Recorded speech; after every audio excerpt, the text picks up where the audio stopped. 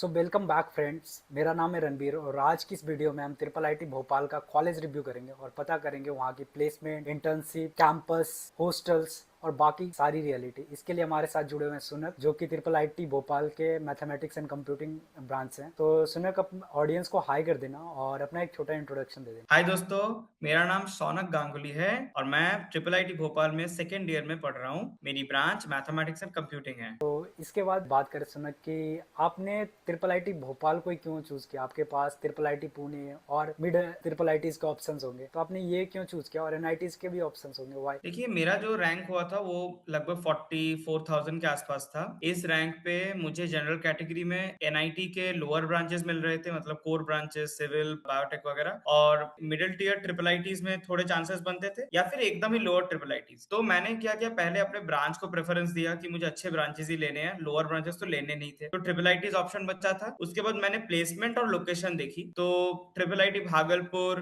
फिर triple IT Ranchi, इन सब में मेरे थोड़े चांसेस बन रहे थे और भागलपुर में मिला भी था। बट मुझे लोकेशन मैंने प्रेफर किया, तो भोपाल बेटर लोकेशन मुझे लगा। इंदौर के पास भी है, ऐसे भी कैपिटल सिटी है, तो उस हिसाब से प्लस प्लेसमेंट भी मुझे वेबसाइट में अच्छे दिखे थे, तो उस हिसाब से मैंने चूज किया। मुझे अपना मनपसंद ब्रांच भी मिल गया था, दैट्स व्हाई। इसके बाद चलते हैं इंफ्रास्ट्रक्चर की तरफ। कॉलेज के अंदर जहाँ तक मुझे पता है परमानेंट कैंपस नहीं है, तो क्या क्या दिक्कतें फेस आउट करनी पड़ती है। इसके अलावा हॉस्टल्स की फैसिलिटी, कैंप जहाँ पे क्लासेस लगती है वहाँ से कितनी दूर है? हमारे कॉलेज का ये सबसे बड़ा दिक्कत है। जितनी भी आपको प्रॉब्लम्स फेस होगी इस कॉलेज में, that they are all campus related problems, क्योंकि हमारे पास परमानेंट कैंपस नहीं है। तो हमारे क्लासेस होती है एनआईटी भोपाल के अंदर, वहाँ हमें बिल्डिंग्स दो अलॉट कर दी गई है, हम वहीं पर क्लास करते हैं, उन्हीं के स्पोर्ट्स फैसिलिटी यूज करते हैं, उन्हीं की लाइब्रेरी यूज करते हैं, बट उनके हॉस्टल्स यूज नहीं करते हैं। हमारा फर्स्ट ईयर में हॉस्टल अलग अलॉट होता है, भेल बोल के एक जगह है पिपलानी में, वहां पर होता है, और वो लगभग कॉलेज से 12 किलोमीटर दूर है। ये बहुत बड़ा प्रॉब्लम होता है, और इसीलिए कॉलेज ने बस सर्विसेज प्रोवाइड करते हैं, एडिक्वेट बस सर्विसेज होते हैं,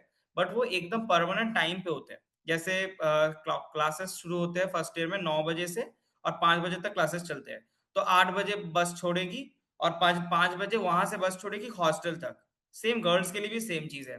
तो अब मानिए किसी दिन, जैसे फर्स्ट ईयर में मेरे साथ भी होता था कि किसी दिन मेरा 12 बजे से क्लास है, तो उस दिन मैं अगर 8 बजे से जाऊंगा तो मेरा टाइम वेस्ट होगा। बट अगर बीच में मेरे को जाना है, तो ऐसे बस सर्विसेज नहीं होते थे। हाँ, अगर बहुत सारे बच्चे, 100-150 बच्चे अगर मिल गए आपको, या 50-60, एटलीस्ट एक बस फिल होने जैसे अगर बच्चे मिल गए, आपने जुगाड़ कर लिए, कॉन्ट्रैक्टर को बोला कि भाई आप बस लगा दो, तो फिर वो लगा देते हैं। बट ऐसे आप हमेशा तो 50-60 बच्चे नहीं ला पाओगे ना। तो ये बड़ी दिक्कत होती थी कि खुद से कैब करके जाना पड़ता था। डिस्टेंस कम नहीं है, डिस्टेंस 12-13 किलोमीटर होता है, तो लगभग आधा घंटा 40 मिनट लग ही जाता है। तो बट हाँ, रैपिडो कैब वगैरह की फैसिलिटीज ऑल टाइम मिलेगी, बट वही है, खुद से जाना पड़ेगा। इसके बाद आती है जो हॉस्टल्स है, वो हॉस्टल्स में ऐसे तो सही ठीक ठाक हॉस्टल्स है, मतलब बहुत ज्यादा आप एक्सपेक्ट मत करो हॉस्टल से। मैं जिस हॉस्टल में रहता था, हॉस्टल 3, उस हॉस्टल में टेबल टेनिस वगैरह स्पोर्ट्स फैसिलिटीज थी। हॉस्टल में टेबल टेनिस था, ऐसे बैडमिंटन खेलने के लिए भी जगह थी। हॉस्टल के अंदर ही 2 ग्राउंड्स थे, वहां पर बच्चे पूरा दिन खेलते रहते थे। और आप अगर जितने भी हॉस्टल्स है, उनके सामने, उनके बीच में ना 2 बड़े-बड़े ग्राउंड्स है, तो वहां पर तो क्रिकेट, एक क्रिकेट का ग्राउंड है होता था, और एक फुटबॉल का ग्राउंड, बहुत बड़े ग्राउंड है। वो हॉस्टल के अंदर नहीं है, बट जस्ट हॉस्टल के बगल में ही है, हॉस्टल के एकदम सामने एक तरीके से। तो वहां पर भी बच्चे खेल सकते हैं, कोई दिक्कत नहीं। हॉस्टल की लोकेशन अच्छी है, आप हॉस्टल से जस्ट निकलोगे, 500 मीटर भी नहीं जाओगे, वहां पर आपको मॉल मिलेंगे, और एक तरफ आपको मार्केट मिलेगा, इंद्रपुरी का बहुत बड़ा मार्केट है, वो भी आप जा सकते हो, मतलब ऐसी कोई दिक्कत नहीं होगी। कनेक्टिविटी है। गर्ल्स हॉस्टल जो है ना, वो मैंने कभी कभार बसेस में हम लोग देखा था, तो गर्ल्स हॉस्टल की जो लोकेशन है वो थोड़ी सी रिमोट था, मतलब उसके आसपास बहुत ही क्लोज कनेक्टिविटी में कुछ ज्यादा मॉल्स या बाजार नहीं था। बट बॉयज हॉस्टल के तो एकदम नजदीक में बहुत सारे दुकान है, मार्केट है पूरा, तो कनेक्टिविटी है अच्छी खासी। बट वही है कि भाई आना जाना पड़ता है, कम्यूट का दिक्कत होता है फर्स्ट ईयर से। सेकेंड ईयर से हॉस्टल्स अलॉट नहीं होते हैं, कंपलसरी भी नहीं है। अगर किसी को लेना ही है हॉस्टल, तो वो अलग से अर्जी डालता है कॉलेज में, और अगर अवेलेबल होता है तो कॉलेज आपको अलॉट करेगा। वो हॉस्टल्स भी बहुत अच्छे नहीं होते हैं, वेल मेंटेन नहीं होते हैं, एंड मोस्टली सभी बच्चे कॉलेज के पास ही अच्छे फ्लैट्स या पीजीज रेंट कर लेते हैं। वो ज्यादा कन्वीनियंट, अफोर्डेबल और बेटर होता है, क्योंकि सामने होता है, टाइम बचता है सेकेंड ईयर से। सो इसके बाद बात करते हैं, क्या फर्स्ट ईयर में हॉस्टल कंपलसरी होता है या फिर नॉट कंपलसरी? अगर भोपाल के एकदम आप पास रह रहे हो, लाइक 10 किलोमीटर के रेडियस में, तो फिर आपको हॉस्टल्स लेने की जरूरत नहीं। आप डे स्कॉलर हो सकते हो, वो दिखाना पड़ेगा कि आप वहीं पर रहते हो। अगर आप बाहर रहते हो, इन दैट केस आपको हॉस्टल लेना ही पड़ेगा, वो ओके, कंपलसरी है कंपलसरी फर्स्ट ईयर है। में। ओके, हम बात कर रहे थे पीजी की, तो बात करें पीजी का क्या कॉस्ट पड़ता है, और कहाँ पे कितने के रेडियस में एम एन आई टी है जो, वहाँ से कितने के रेडियस में रहना पसंद करते हो, और क्या क्या रात में भी एम एन आई टी की फैसिलिटीज़ जो होती है, लाइब्रेरीज वगैरह, जो सेकेंड ईयर के बच्चों को, ट्रिपल आई टी भोपाल के बच्चों को अवेलेबल होती है, लाइक स्पोर्ट्स ग्राउंड वगैरह, बाकी सारी फैसिलिटीज़ की बात करें तो। हाँ, तो कॉलेज के एकदम लाइक 2 किलोमीटर 1 किलोमीटर के रेडियस में बहुत सारे फ्लैट्स है। मैं ही तो जैसे एकदम 500 मीटर के रेडियस में रहता हूँ। और अफोर्डेबल प्राइसेस भी होते हैं, हाई प्राइसेस के भी है।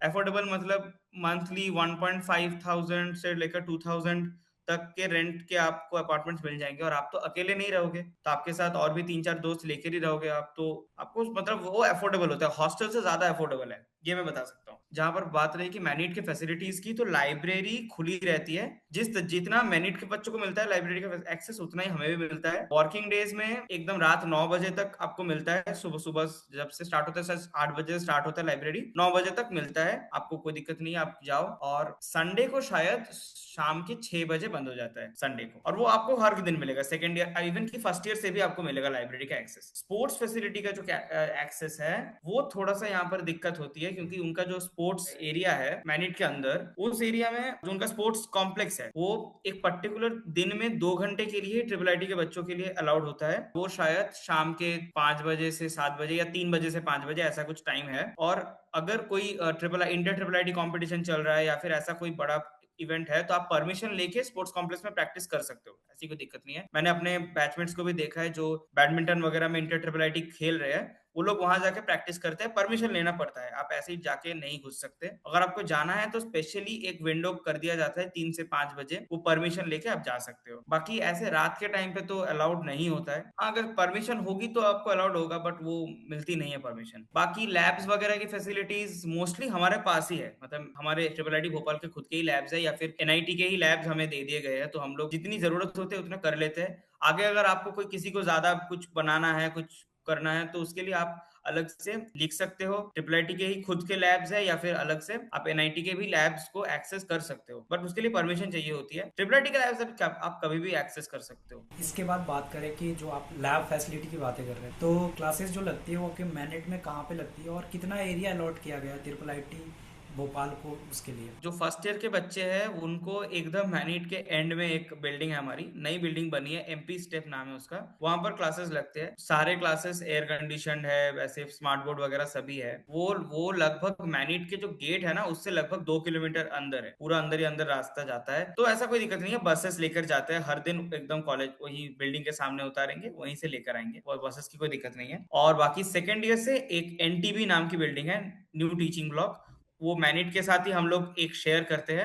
एक फ्लोर मैनिट यूज करता है, बाकी सब हम लोग हमारे ट्रिपल आईटी के बच्चों के लिए है। तो और उसी के सीएससी डिपार्टमेंट जो है मैनिट का, उसी के एकदम सामने है, वहां के फर्स्ट ईयर के बच्चे पढ़ते हैं मैनिट के। सो इसके बाद इंफ्रास्ट्रक्चर की बात हो गई और स्पोर्ट्स की भी बात हो गई, इसके बाद चलते हैं इंटर्नशिप की तरफ। तो क्या क्या इंटर्नशिप की फैसिलिटी कॉलेज की तरफ से प्रोवाइड किया जाता है, इसके अलावा कॉलेज किस किस ईयर में कोई कंपलसरी इंटर्नशिप भी रखता है क्या। थर्ड ईयर में होता है वो, आपको सबमिट करना पड़ता है इंटर्नशिप आपने किया है कि नहीं किया है, project report plus internship report वो करना पड़ता है आपको। जो 8th सेमेस्टर है उसमें कंपलसरी होता है इंडस्ट्रियल इंटर्नशिप, वो लगभग हर कॉलेज में होता है। आपको 8th सेमेस्टर में आपको अगर पास करना है तो आपको कोई इंटर्नशिप दिखानी पड़ेगी, पेड हो नॉन अनपेड हो। जहां पर बात रही कि कॉलेज के प्लेसमेंट्स और इंटर्नशिप के कुछ क्राइटेरियाज होते हैं, जो ऑन कैंपस होता है उसमें बहुत ज्यादा फोकस किया जाता है सीजीपीए पे। ऑफकोर्स सीजीपीए अच्छी होगी तो आपको मिलेगा ही, ऐसा कोई नहीं है, बट सीजीपीए अगर खराब है ना आपका, तो फिर दिक्कत हो जाती है। जैसे 8.5 प्लस का सीजीपीए आपको मेंटेन करके चलना पड़ेगा अगर आपको ऑन कैंपस में प्लेसमेंट में बैठना है। उसके बाद आपको स्किल्स तो चाहिए ही चाहिए, बट फर्स्ट शॉर्टलिस्टिंग के लिए सीजीपीए बहुत मैटर करता है। अपने कॉलेज में सीजीपीए इसलिए भी एक बहुत बड़ी दिक्कत होती है, क्योंकि यहाँ पर रिलेटिव मार्किंग होती है। तो जो बच्चा मानिए बहुत अच्छा है तो उसको 10 सीजीपीए मिलेगा, उसके बेसिस पे अब फिर से बाकी बच्चों की मार्किंग होती है। तो उस हिसाब से आपको कोशिश करना है एटलीस्ट आप टॉप 20-50 टॉप 25% में रहो, हमेशा अपने आप को मेंटेन करो। ऐसी बहुत डिफिकल्ट नहीं है कि बहुत ज्यादा डिफिकल्ट है नहीं रह पा रहे, ऐसा नहीं है। आप अपना मिनिमम क्राइटेरिया मेंटेन करके चलो। और ए प्लस मतलब 10 सीजीपीए के लिए कुछ बेसिक एब्सोल्यूट क्राइटेरिया बना दिया गया है कॉलेज में कि 80 प्लस नंबर चाहिए तो आपको मिलेगा। तो उस हिसाब से आपको पढ़ना पड़ेगा।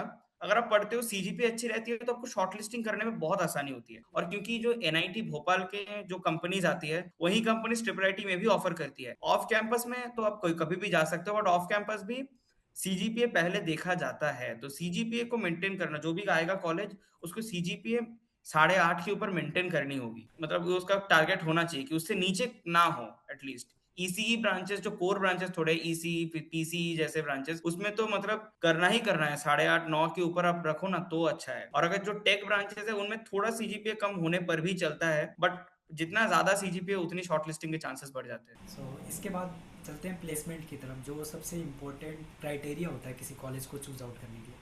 तो क्या लगता है आपके कॉलेज में क्या है, एवरेज प्लेसमेंट क्या है ब्रांच वाइज बात करें तो, और मीडियन प्लेसमेंट क्या है, और हाईएस्ट कितना गया, और क्या वो हाईएस्ट इन कैंपस था या ऑफ कैंपस था? देखिए, अभी जो कॉलेज में जो नए ब्रांचेस खुले हैं, जो सीएससी के जो स्पेशलाइजेशंस है, मैथमेटिक्स कंप्यूटिंग और फिजिक्स कंप्यूटिंग, इनके तो अभी तक प्लेसमेंट्स हुए नहीं है। मतलब इनका बैचेस का कोई ग्रेजुएट हुआ नहीं है। ग्रेजुएशन बैचेस है सीएससी, आईटी और ईसीई के। सीएससी का शायद इस साल का जो मैंने देखा था वो लगभग 19 lakhs का था एवरेज। वहीं ईसीई का लगभग 17, आईटी का भी 17। मोस्टली कॉलेज में कोडिंग कंपनीज ही हायर करती है, मतलब सॉफ्टवेयर रोल्स, आपको कोर कंपनीज नहीं दिखेंगे। इसी में भी मैं बात करूं स्पेशली इसी के बच्चों के लिए, कि कोर कंपनीज आ जाएंगी वीएलएसआई में या ऐसे, ये बहुत ही कम होता है। अगर आप ऑफ कैंपस क्रैक कर लिए तो अलग बात है, बट ऑफ कैंपस भी मतलब उतना नहीं मिलता है बच्चों को। मैंने मैक्सिमम बच्चों को देखा है इसी में भी, जो अच्छे प्लेसमेंट लगा रहे हैं सारे सॉफ्टवेयर कंपनीज में कोडिंग रिलेटेड रोल्स ही ला रहे हैं। सीएससी आईटी में तो वही होता है।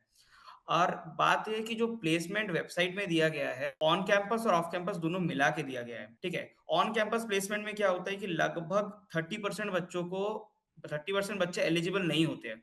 रीजन ये है कि सीजीपीए का क्राइटेरिया होता है ऑन कैंपस के लिए, कि आपको वैसे सीजीपीए बता दिया गया कि मोस्ट ऑफ द कंपनीज, जो अच्छी कंपनीज होती है, उन्होंने बोल दिया भाई 8.5 से ऊपर सीजीपीए मेरे को चाहिए, अगर नहीं है तो हम शॉर्टलिस्टिंग नहीं करेंगे। कुछ कंपनीज होती है जो आईटी सर्विस कंपनीज होती है, वो 7 7.5, उससे नीचे तो सीजीपीए में वो लोग कोई भी अलाउ नहीं करता है। तो एटलीस्ट मैंने जितना सुना है कि 30 to 35% बच्चे एलिजिबल ही नहीं होते प्लेसमेंट के लिए, ठीक है, वो बैठ ही नहीं पाते ऑन कैंपस। अब जो लोग बैठते भी है उनमें भी बहुत बच्चों की जॉब लगती है, ऐसे लग जाती है। मतलब अगर कोई बैठ रहा है, अच्छी सीजीपीए अच्छी स्किल्स है तो लग ही जाएगी, क्योंकि ब्रांड है कैंपस के पास, एलुमनाई नेटवर्क भी है, तो ऐसे ही अच्छा है। एनआईटी के अंदर, एनआईटी में कंपनीज भी आएंगी, क्योंकि एनआईटी में जो कंपनीज आती है वही कंपनीज ट्रिपल आईटी के पास भी आती है। बट ऐसा नहीं कि ऑन कैंपस नहीं हुआ तो कुछ नहीं होगा। ऑफ कैंपस भी बहुत अच्छे बच्चे जो होते हैं वो ऑफ कैंपस भी ट्राई करते हैं, और ऑफ कैंपस अच्छे अच्छे पैकेजेस लगते हैं। जो भी हाईएस्ट पैकेज आया है ना, अभी शायद एटलासियन से शायद 85 lakhs का पैकेज आया था किसी का। और मोस्टली जो 50 लाख के रेंज में जो पैकेजेस होते हैं, 40 to 50 lakhs के रेंज में बहुत सारे आप पैकेजेस देखोगे। मोस्टली वो लोग क्या करते हैं, वो बच्चे थर्ड ईयर से ही या फोर्थ ईयर के एकदम शुरुआत से ही इंटर्नशिप करते हैं। उसके बाद वो पीपीओ लग जाता है उनका, तो वो लोग थ्रू आउट द ईयर अच्छे होते हैं। ऐसा नहीं कि एकदम से गए प्लेसमेंट में बैठे और 40 लाख का पैकेज लग गया, ऐसा नहीं होता है। ये इंटर्नशिप के ऊपर बहुत ज्यादा डिपेंड करता है। अगर आप इंटर्नशिप करते हो बहुत अच्छी कंपनी में, तो आपके प्लेसमेंट लगने के चांसेस बहुत ही ज्यादा बढ़ जाते हैं। अपने कॉलेज का तो यही सीन है, ठीक है। डायरेक्टली प्लेसमेंट लग गया और 40 lakhs 50 lakhs का पैकेज नहीं लगता है, लगेगा तो भी ऑफ कैंपस लग सकता है। ओवरऑल अगर कोई सोच रहा है कि मैं जा रहा हूँ ऑन कैंपस, अच्छा सीजीपीए मेंटेन किया, ऑन कैंपस कितना मैं एक्सपेक्ट करूं, तो 15-16 लाख आप एक्सपेक्ट कर सकते हो। सीएससी कोडिंग के रोल्स में आराम से इतना एक्सपेक्ट कर सकते हो, कोई दिक्कत नहीं है। 16 lakhs आपका जितना फीस आप दे रहे हो उतना फीस आपको मिल जाएगा पहले ही साल में। ये मैं आपको बता सकता हूँ, अगर आप अच्छा सीजीपीए मेंटेन करते हो, स्किल्स मेंटेन करते हो, ऑन कैंपस में बैठ पाते हो तो मिल जाएगा। और ऐसे हाईएस्ट तो आप देखिए ऑफ कैंपस ही जाता है, वो ऑन कैंपस नहीं होता है उतना हाई पैकेज। और इंटर्नशिप बहुत मैटर करता है, इंटर्नशिप अच्छा तो प्लेसमेंट अच्छा। आप बात कर रहे थे कि फीस इतना निकाल लोगे, तो चलते हैं फीस की तरफ। मेस फी, उसके बाद बात करते हैं कि हॉस्टल फी कितना होता है, उसके बाद ट्यूशन फी क्या होता है, और क्या इसके अलावा भी कोई चार्जेस लगते हैं क्या? हाँ, यहाँ पर फीस मतलब देखिए, फर्स्ट ईयर में हॉस्टल फीस और मेस फीस ऐड होता है, सेकंड ईयर से वो सब नहीं होता है। हॉस्टल फीस मेरा था 83,000 समथिंग एक ईयर का, और मेस फीस था 43,000। ठीक है, मैं सिंगल रूम में रहा था। अब वहां पर डबल शेयरिंग रूम भी है, ट्रिपल शेयरिंग रूम भी है, कॉलेज में अवेलेबल होते हैं। तो डबल शेयरिंग रूम में बहुत ज्यादा डिफरेंस नहीं है, 2-3 हजार का ही डिफरेंस है। हॉस्टल फी में शायद वो 78,000 या 76,000 का है। और यहाँ पिछले साल का डेटा बता रहा हूँ, ये वाला जो इस साल का डेटा है एक्चुअल, अगर आप लेना है कंप्लीट इन्फॉर्मेशन, तो कॉलेज के वेबसाइट पे एक जगह आती है एकेडमिक्स, वहां पर नोटिस दे दिया गया है कि 2026-27 में जो लोग बच्चे भर्ती होंगे उनके लिए क्या फीस स्ट्रक्चर होगी, सेमेस्टर वाइज, ईयर वाइज सब दिया गया है। मेरे पिछले साल का डेटा अगर बताऊं तो every year 2,63,592, this is the pure, is the real data. इसके अलावा फर्स्ट ईयर में आपको वो 83,000 देना पड़ेगा फॉर हॉस्टल, एंड 43,000 मैंने नॉन वेज मेस लिया था, तो फॉर दैट आपको अलग से देना पड़ेगा, ये इसमें इंक्लूडेड नहीं है, ठीक है। और हर साल बाकी आपको देना पड़ेगा 2,63,592। कुछ रिफंडेबल डिपॉजिट्स होते हैं, जैसे वो लैब फीस हो गया, कॉशन मनी हो गया, वो सब आपको डिपॉजिट करने पड़ेंगे, वो आफ्टर योर कॉलेज वो वापस मिल जाते हैं। तो हाँ, फीस थोड़ी ज्यादा है, बट हाँ निकाल लेते हैं बच्चे। और एजुकेशन लोन यहाँ पर लेना आसान है, क्योंकि कॉलेज की जो बिल्डिंग है उसके सामने ही बैंक है। तो जितने भी बच्चे एजुकेशन लोन के लिए आते हैं वो लोग उसी वक्त, मतलब एडमिशन के टाइम पे एजुकेशन लोन लेते हैं और मिल जाते हैं उनको एजुकेशन लोन में। या बहुत बच्चे जैसे स्कॉलरशिप मिलता है उनको, जो लोग, आपको स्कॉलरशिप के लिए देखना पड़ेगा कौन सा स्कॉलरशिप आपके लिए एप्लीकेबल है। तो ऐसा फीस की दिक्कत किसी को नहीं होती कि बहुत फीस है तो मैं पढ़ नहीं पाऊंगा। अगर आपको चांस मिल गया है तो आपको लोन भी मिलेगा, आपको स्कॉलरशिप भी मिलेगा। बहुत सारे स्कॉलरशिप्स है, जितने भी बच्चे आते हैं इधर, मैक्सिमम बच्चे स्कॉलरशिप्स में आते हैं। जो डिफरेंट स्टेट के स्कॉलरशिप्स होते हैं, सेंट्रल के स्कॉलरशिप्स होते हैं, ये सब मिलेगा आपको। फिर इसके बाद बात करें कि कॉलेज में सीनियर कैसे है और क्या कोई रैगिंग वगैरह का भी कोई सीन है वहाँ पे?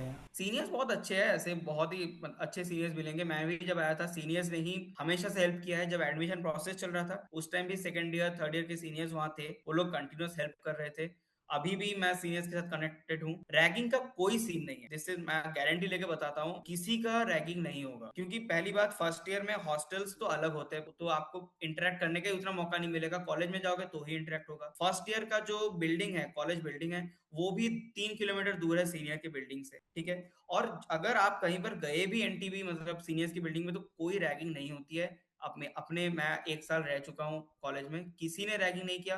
रैगिंग के अगेंस्ट बहुत स्ट्रिक्ट एक्शन होता है। किसी किसी ने कुछ भी बोला है तो आप एक बार कंप्लेन कर दो एंटी रैगिंग कमेटी में, तो मतलब बहुत खतरनाक एक्शन हो जाएगा उसके खिलाफ। तो रैगिंग नहीं होती है ट्रिपल आईटी भोपाल में। अगर आप किसी को सताओगे नहीं तो भाई कुछ नहीं होगा, ये मैं बताता हूँ, ये गारंटी है। और ये आपको कहीं पर भी, आप रेडिट वगैरह में भी चेक करोगे कम्युनिटीज, दिस इज ट्रू कि रैगिंग नहीं होती है ट्रिपल आईटी भोपाल में। और सीनियर्स अच्छे हैं, सीनियर्स बहुत हेल्प करते हैं। अपने कॉलेज में सीनियर्स ही बहुत ज्यादा मैटर करता है, क्योंकि ट्रिपल आईटी भोपाल के जो प्लेसमेंट्स है ना, वो बहुत हद तक ये कम्युनिटी के प्लेसमेंट के हिसाब से होता है। लाइक किसी का एलुमनाई है, बट सीनियर है, वो किसी अच्छे कंपनी में जॉब कर रहे हैं, अब उसी का रेफरल लेके आपने उस कंपनी में अप्लाई किया। ये बहुत ज्यादा चलता है अपने अपने कॉलेज, कि अपने सीनियर्स ही प्लेसमेंट कमेटी में बैठते हैं और वही लोग मैक्सिमम डिसीजंस लेते हैं। जो अच्छे कॉलेजेस में अच्छी जगह प्लेसमेंट प्लेस्ड हो गए, वही लोग प्लेसमेंट कमेटी में आ जाते हैं। तो सीनियर्स के साथ अच्छे रिलेशंस बना के रखना वो मैटर करता है। और ऐसे अभी तक तो मेरा कोई दिक्कत नहीं हुआ है, कोई रैगिंग का केस मेरे कॉलेज में नहीं है। इसके बाद चलते हैं, क्या कोई ड्रिंकिंग और स्मोकिंग वगैरह का भी सीन है? और फर्स्ट ईयर में किसी को कुछ ऐसा आपने देखा है क्या? ऐसे तो मतलब कॉलेज के अंदर तो ये अलाउड नहीं है, हर तरफ सीसीटीवी है। हॉस्टल्स में कुछ बच्चे आप देखिए छुपा छुपा के लेकर आ जाते थे हॉस्टल्स में, कुछ हॉस्टल्स में, बट वो अलाउड नहीं है। पकड़े गए तो भाई गए, तो वो मतलब अलाउड नहीं है। और ऐसा कोई इशू नहीं होगा कि खुले में कोई कोई स्मोकिंग कर रहा है, ये इशू नहीं है। क्योंकि गार्ड्स होते थे हॉस्टल में, हमेशा हर एक फ्लोर पे गार्ड है और केयर टेकर्स भी है। और मतलब अगर कोई स्मोकिंग कर रहा है तो वो वैसे ही छुप छुप के ही करेगा या बाहर जाके करेगा, हॉस्टल के अंदर नहीं करेगा। ऐसा कोई कल्चर नहीं है। इसके बाद चलते हैं फेस्ट की तरफ और सोसाइटीज़ की तरफ। तो आपके कॉलेज में सबसे पहले सोसाइटीज़ की बात करें और क्लब की बात करें तो कौन कौन से क्लब्स हैं और क्या क्लब्स एक्टिव भी है, क्योंकि आपका कैंपस नहीं है तो। और ऑपरेट कैसे करते हो क्लब?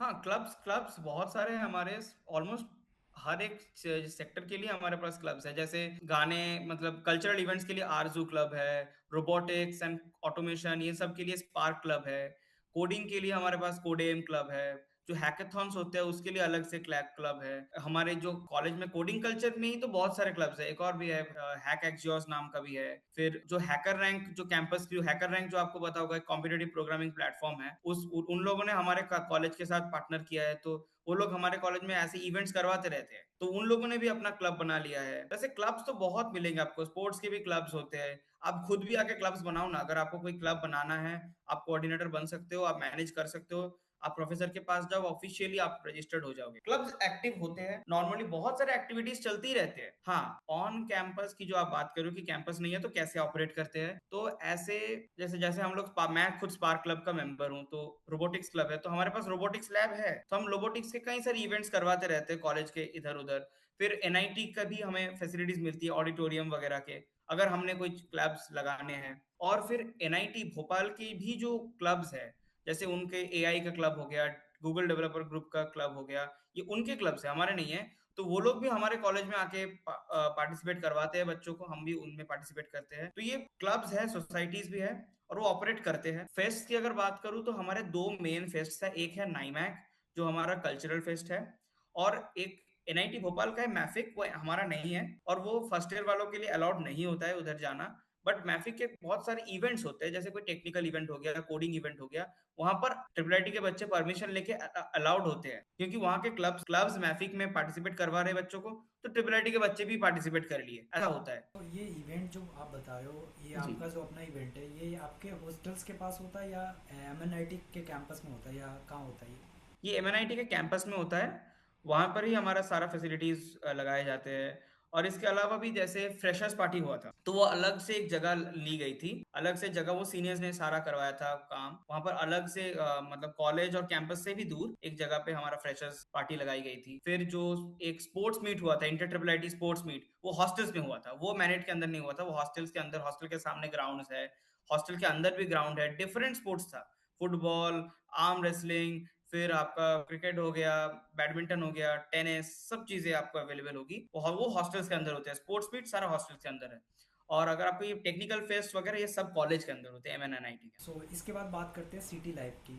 तो आपको अंदर। भोपाल की सिटी लाइफ कैसी लगती है, और आसपास क्या खाने के ऑप्शंस अवेलेबल होते हैं, और क्या क्या जो अगल बगल घूमने की फैसिलिटीज़ है, और कितना रेट करना चाहोगे आप सिटीज़ को? भोपाल की सिटी तो बहुत क्लीन सिटी है, इसमें तो कोई दो राय नहीं है, मुझे तो बहुत अच्छा लगता है सिटी। हमारा तो हॉस्टल जहाँ पर था फर्स्ट ईयर में, उसके एकदम सामने सारे मार्केटिंग प्लेसेस है, तो क्लीन सिटी है, सही सिटी है, ऐसे कोई दिक्कत नहीं है। और घूमने की जगह तो बहुत है, भोपाल सिटी ऑफ लेक्स कहा ही जाता है, बड़ा तालाब है, मतलब एक जगह आप जैसे ही main city old city Bhopal में चले जाओगे तो लगातार आपको घूमने की जगह मिलेंगे। फिर नेशनल पार्क भी एक है, एकदम सामने है, मतलब कॉलेज से भी ले जाया जाएगा। हमें भी अपने फ्रेशर्स की जब ओरिएंटेशन चल रहा था तब हमें घुमाया गया था, जो अपर लेक है वो घुमाया गया था, फिर नेशनल पार्क है हमारे उधर, तो उसको भी घुमाया गया था, ये सब घुमाया भी गया है। घूमने की जगह बहुत है, घूमना है तो घूम सकते हो। इसके बाद बात करें, जो कुछ सवाल बच रहे हैं हमारे, पहला तो प्रोफेसर आपके कैसे हैं और कितना रेट करना चाहोगे, और जो प्रोफेसर हैं वो कहाँ से ग्रेजुएट ग्रेजुएट नहीं, पीएचडी कहाँ से कर रखी है उन्होंने? जी, प्रोफेसर अच्छे हैं, सारे के सारे प्रोफेसर ही अच्छे होते हैं। और क्योंकि ये ट्रिपल आईटी है, तो बहुत सारे प्रोफेसर पहले एनआईटी में पढ़ाते थे, एनआईटी भोपाल में ही, वो लोग ट्रांसफर होकर ट्रिपल आईटी में आए। और बहुत सारे प्रोफेसर जो नए रिक्रूट हुए, इस साल भी नए प्रोफेसर रिक्रूट हो रहे हैं, क्योंकि स्टूडेंट्स की संख्या बढ़ी है। प्रोफेसर सारे अच्छे होते हैं, मोस्टली मैंने स्टार्टिंग आईआईटी से करते हैं, उसके बाद आईआईएससी या इंडिया कोई कॉलेज, उसके बाद सारे के सारे अपने पीएचडी पोस्ट डॉक करने बाहर जाते हैं, सभी के same। मैंने ऐसा कोई प्रोफेसर नहीं देखा है जो बाहर से पढ़ के नहीं आया, हर कोई कोई विदेशी यूनिवर्सिटी से पढ़ के वहां पोस्ट डॉक करके एक्सपीरियंस लेके उसके बाद ही आता है। तो प्रोफेसर अच्छा है, सारे के सारे प्रोफेसर अच्छे होंगे हर डिपार्टमेंट के। अब वो अगेन लोगों को अच्छा, किसी कोई प्रोफेसर अच्छा लगता है, कोई अच्छा नहीं लगता है, बट ऐसे क्वालिफिकेशन के साइड से अच्छा ही होगा, क्योंकि गवर्नमेंट कॉलेज है, इंस्टीट्यूट ऑफ नेशनल इंपॉर्टेंस है, तो वहां पर रिक्रूटमेंट प्रोसेस तो ऑफ कोर्स जो गवर्नमेंट का प्रोटोकॉल है उसी हिसाब से ही होगा ना, तो वैसी कोई दिक्कत नहीं है। प्रोफेसर आपको हमेशा अच्छे मिलेंगे, आपको नॉलेज भी अच्छा मिलेगा, रिसर्च फैसिलिटीज, प्रोफेसर बहुत सारे रिसर्च करके आते हैं,